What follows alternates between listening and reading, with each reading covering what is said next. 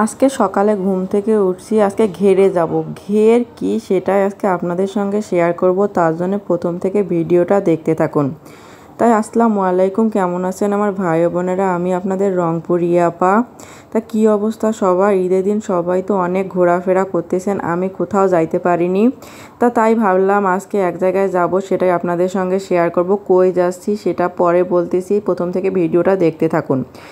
ঈদের দিন তো বের হইতে পারিনি, তো আজকে সকাল সকাল ঘুম থেকে উঠে মা বাবাকে বললাম যে মা বাবা চলেন ঘের থেকে ঘুরে আসি। আমি, আমার শ্বশুর শাশুড়ি, তারপরে আমার ননদরা সবাই মিলে যাচ্ছি ঘের। ঘের বলতে এইখানে খুলনায় এরা বলে ঘের, আমরা যেটাকে বলি জমি বাড়ি বা ধান চাষ করি যেদিক ওই দিক। আর এরা বলে যেখানে ধান চাষ করে, ধানের জমি, মাছ চাষের জমি বা যেদিক আবাদ সুবাদ করে তারা সেটাকে ঘের বলে। আর ঘের কেন বলে সেটা আমার জানা নেই, মনে হয় চারদিকে যে ঘেরা ওই জন্যেই মনে হয় ঘের বলে নাকি, সেই আসল কারণ আমার জানা নেই। যাই হোক, আমরা কথা বলতে বলতে ভ্যানে করে সকাল সকাল ঘেরে চলে আসছি সবাই। এসে দেখি খেজুরের, এই দেখেন কি সুন্দর খেজুর হয়েছে আমাদের কাছে। যাই হোক, খেজুর কয়টা পাড়াই, পরে যাওয়ার সময় পাড়াবো, এখন আর পাড়াবো না। আমরা কিসের জন্য আসছি সেটা বলি। আমরা এই ঘেরে কয়েকটা গাছে নাকি তালের শ্বাস হয়েছে, আর তালের শ্বাস আমার খাইতে অনেক ভালো লাগে। বাবা বললো যে ঘেরে একটা গাছে তালের শ্বাস হয়েছে, চলো সবাই মিলে তালের শ্বাস খেয়ে আসি। ওই জন্য ভাবলাম যে সকাল সকাল তাহলে তালের শ্বাস খেয়ে আসা যাক।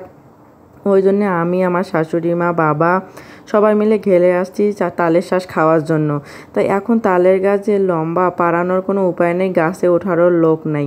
এখন কিভাবে এই গাছ থেকে তাল পাড়াবো সেইটাই হলো এক চিন্তার বিষয়। পরে চাচা গিয়ে একজনের বাড়ি থেকে কোটা নিয়ে আসতে, কোটা দিয়েই তাল পাড়াবে। দেখুন গাছে কি সুন্দর তাল হয়েছে, আর এই যে দেখুন ধান, কি পরিমাণ যে ধান হয়েছে তা বলার বাইরে। এই যে আমার ছোটো দেবর এখানে দেওয়ার দুষ্টামি শুরু করছে, তাই চাচা রাগ করছে। তারপরে এই পাশে দেখেন বাবা কার বাড়ি থেকে যে কোটা নিয়ে আসলো, আশেপাশে কিন্তু কোনো বাড়ি নেই, কোটা ম্যানেজ করাও দুষ্কর। যাই হোক, অবশেষে একটা কোটা ম্যানেজ হয়ে গেছে। তারপরে এই যে দেখেন কোটা দিয়ে অনেক উপরে, তাল গাছ তো এমনিতে লম্বা একটা গল্প, আমরা তো কবিতা পড়ছি, তাল গাছ এক পায়ে দাঁড়িয়ে সব গাছ ছাড়িয়ে। এই তাল গাছটা এত লম্বা। তারপরে এই যে কোটা দিয়ে তাল পাড়া প্রথম আমি দেখলাম।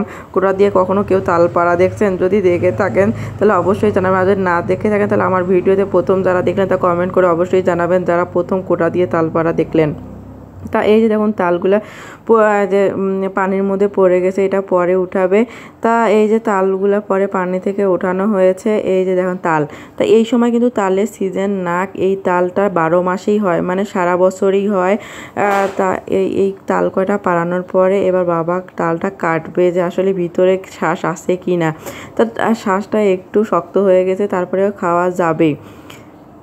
এই যে তালের শ্বাসটা পরিষ্কার করতেছে, এবার আমরা খাইয়ে দেখবো যে আসলে কেমন লাগে।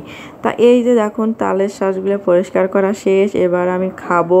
খেয়ে আপনাদের বলবো যে কেমন লাগে। খাইলাম, আমি খেয়ে দেখছি আসলেই সত্যি ভালো লাগে।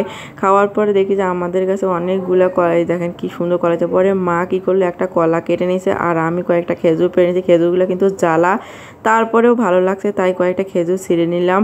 তারপরে এবার আমরা বাড়ির উদ্দেশ্যে রওনা দেবো। আর জায়গাটা অনেক সুন্দর, খুব ভালো লাগলো। কার কার ভালো লাগলো অবশ্যই কমেন্ট করে জানাবেন। ধন্যবাদ।